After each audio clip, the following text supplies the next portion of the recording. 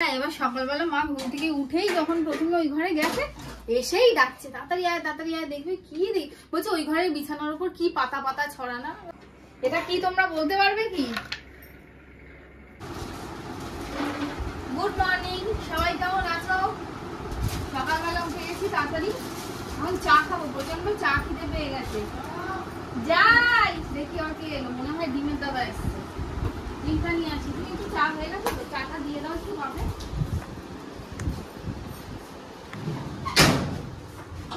দাও, ঠিক বলেছি, শুনতে পেয়েছি বাইরে থেকে ডিমের দাদা এসছে। এগুলো কি করো?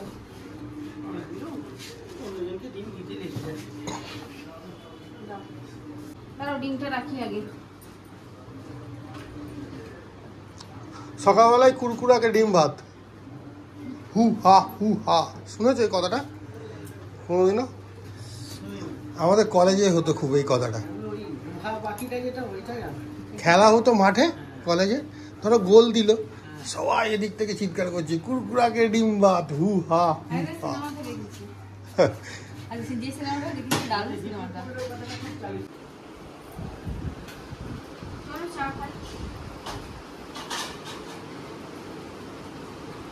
সকালবেলা আজকে ওর ফেভারিট চাটা খেয়েছে, আমি খাইনি, আমি এখনই চা খাচ্ছি। ওর ফেভারিট আর্ল গ্রে, একদম ভালো লাগে না, মনে হয় বডি স্প্রে মেরে দিয়েছে কেউ চায়ের মধ্যে, এত ফ্লেভার ওটাতে। প্রথম খেয়েছিলাম আমরা দার্জিলিং এ গিয়েই, গোল্ডেন টিপসে, আমার ভীষণ প্রিয়। তারপর এখান থেকে নিয়ে আসতাম বড় বাজারে, আমাদের লালবাজারের উল্টো দিক থেকে, ওখান থেকে নিয়ে আসতো। প্রথম তো খেয়েছিলাম যখন দাদাদের সাথে গেছিলাম, তুমি আমি বৌদি গিয়ে, হ্যাঁ ওই সময় সেবারের দার্জিলিং ট্রিপটা অনেক দারুণ হয়েছিল।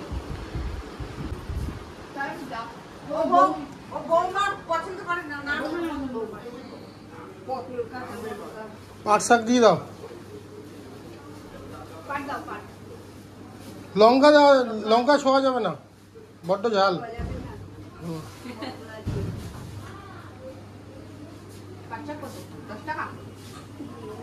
5 টাকা 8, 2 আটি 10 টাকা মাসি দেবে তো।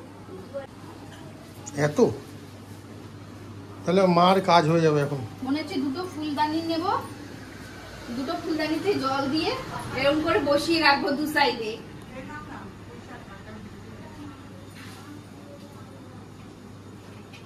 এটাই নিচ্ছি। হ্যাঁ, সকালবেলা জল খাওয়া নিয়ে চলে এসেছি। কালকে রাত্রিতে ঘুগনি করেছিলাম, তো রাখা ছিল যে মুড়ি দিয়ে সকালে খাওয়া হবে। এই দেখো, মুড়ি আর ঘুগনিটা না দারুণ মজা।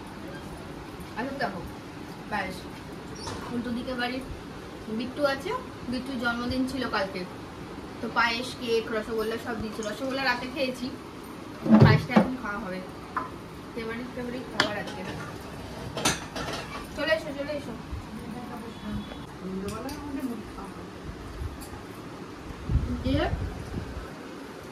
এই নিয়ে রান্না করবো।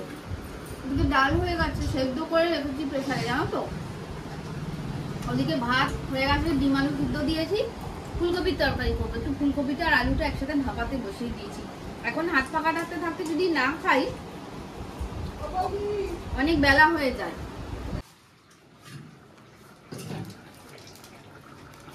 এটা কি গো? সেই চিকেন ছিল? হ্যাঁ, চিকেন ছিল, সেটাই করছি। গাজর, আলু, পেঁপে, টমেটো দিয়ে যেরকম করি আদা রসুন থেকে করে হালকা ভাবে একদম লাল ঝোলই করতাম। তারপর যেহেতু রোজ লাল জল খেতে ভালো লাগে না, লাল ঝোল খেতে ভালো লাগে না, কিন্তু শরীরটা যেহেতু বিগড়ে গেল, তাই জন্য আবার এটা রান্না করলাম।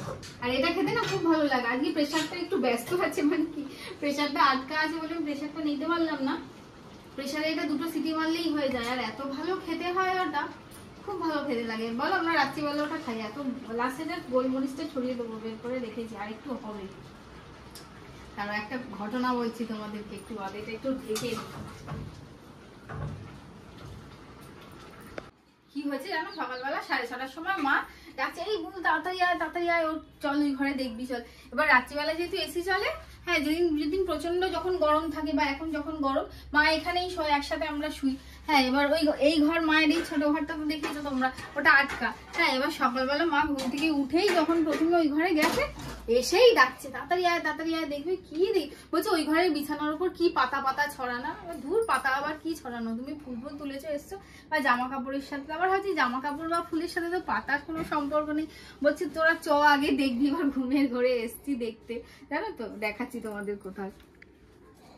এই যে মানে এই যে বালিশটা রাখা আছে, তারপর তোমার চাদর ফাদর সব তুলেছে, এইখানে যে বালিশটা রাখা, এইখানে মানে ধরো 10-12টা মতন পাতা, বলো শুকনো পাতা কাঁচা পাতা, মনে হচ্ছে কেউ সাজিয়ে সাজিয়ে এখানে এখানে এখানে এখানে এখানে ঠিক এইটুকু পোর্শনের মধ্যে ঠিক সাজিয়ে রাখার মতন, বলো মানে এই এখানে একটা তো এখানে একটা, ওখানে একটা তো এখানে একটা, এইভাবে প্রায় 10-12টা পাতা সাজানো। এবার ঘুম গেছে মাথায় উড়ে, চিন্তা এবার তো মাথা চুলকাচ্ছি তিনজনেই, কি করে এলো, কে আনবে, কিভাবে সম্ভব, মানে এখনো কুল কিনারা করতে পারিনি। লাস্ট হলাম ইঁদুরে এনেছে, কোনো পাখি এনেছে, ঘরে ঢুকে গেছে, বাসা বাঁধবে, মানে কোনোটাই কিছু আমরা মানে সন্ধান আর পাইনি।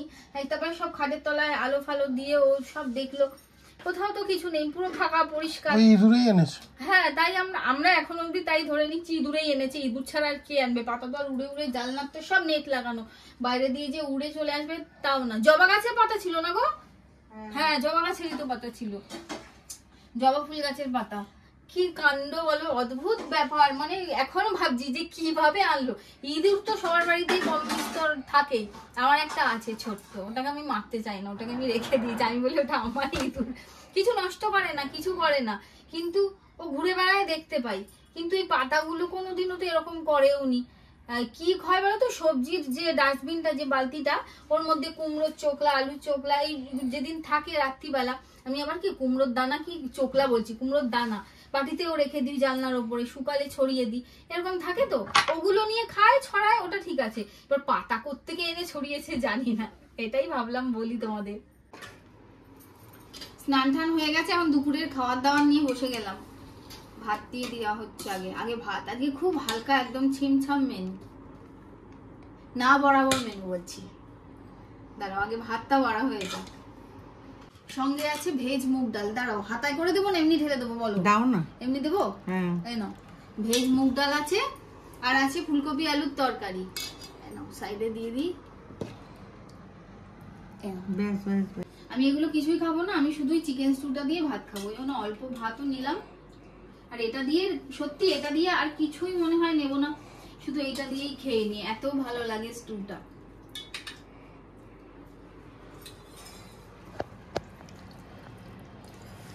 প্রচন্ড গরম, আর একটু গরম করে নিয়ে এলাম বটে আমি।